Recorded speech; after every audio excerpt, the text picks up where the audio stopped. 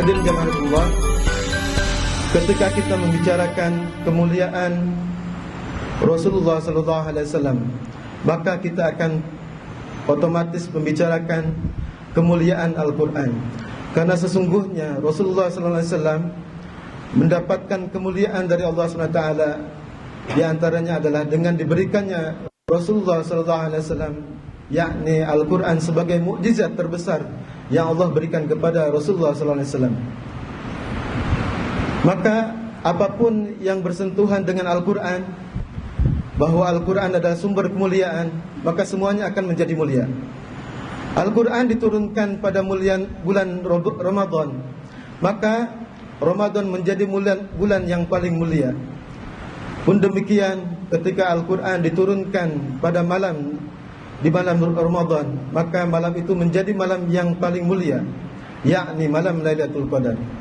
Demikian pula Allah menurunkan Al-Quran kepada Rasulullah SAW, maka Rasulullah menjadi Nabi yang paling mulia.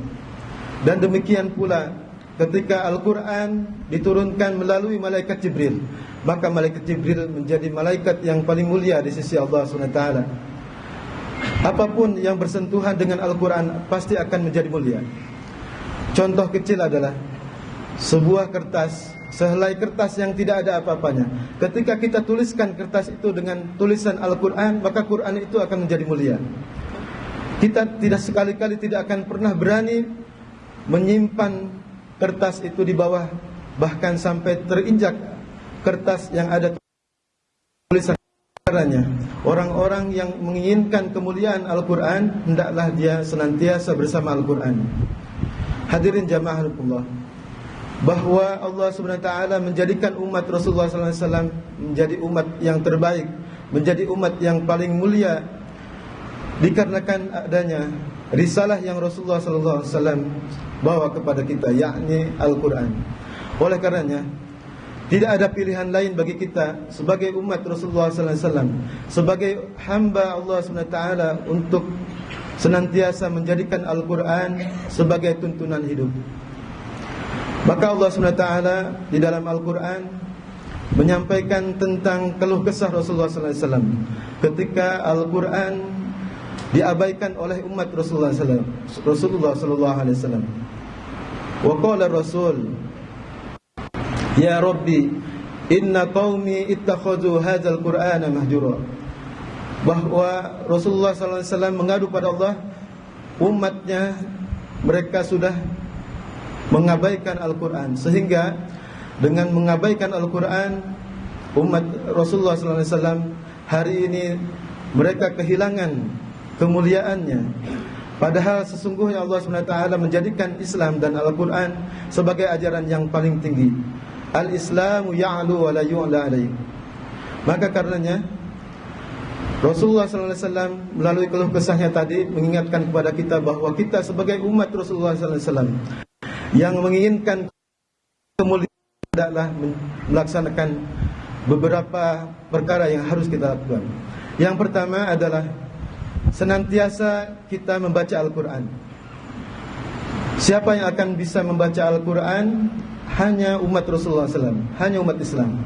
Maka karenanya kita sebagai umat Rasulullah SAW hendaklah kita untuk senantiasa istiqomah, untuk menjaga, untuk bisa istiqomah membaca Al-Quran setiap hari. Yang kedua, bagi orang-orang yang belum bisa membaca Al-Quran, belum bisa memahami Al-Quran, maka kewajiban kita adalah mempelajari Al-Quran. Pilihan Rasulullah SAW bagi kita adalah khairukum man ta'allama al-Qur'ana wa 'allama. Sebaik-baik kalian adalah orang yang mempelajari Al-Quran dan mengajarkan Al-Quran. Apakah kita mempelajari Al-Quran atau kita mengajarkan Al-Quran?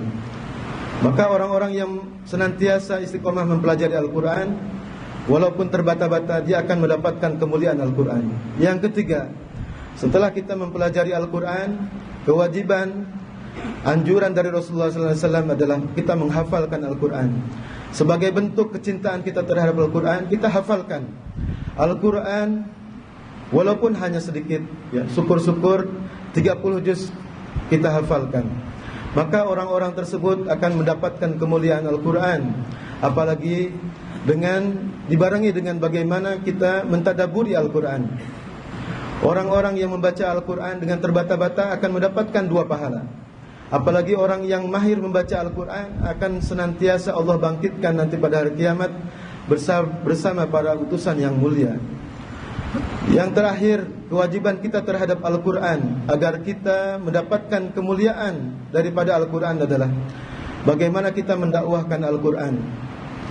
Kita tahu bahwa Al-Quran ajaran yang paling tinggi.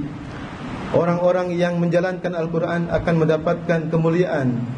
Maka oleh karenanya, apakah kita pernah mendakwahkan tentang kemuliaan dan keindahan ajaran Al-Quran?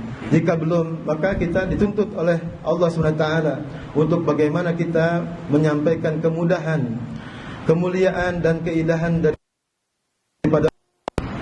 Inilah jalan yang Rasulullah SAW anjurkan kepada kita untuk kita mendapatkan kemuliaan Al-Quran. Dan yang paling penting adalah bagaimana menjadikan Al-Quran sebagai tuntunan. Orang yang menjadikan Al-Quran di depannya, maka dia akan senantiasa dituntun menuju petunjuknya Allah SWT.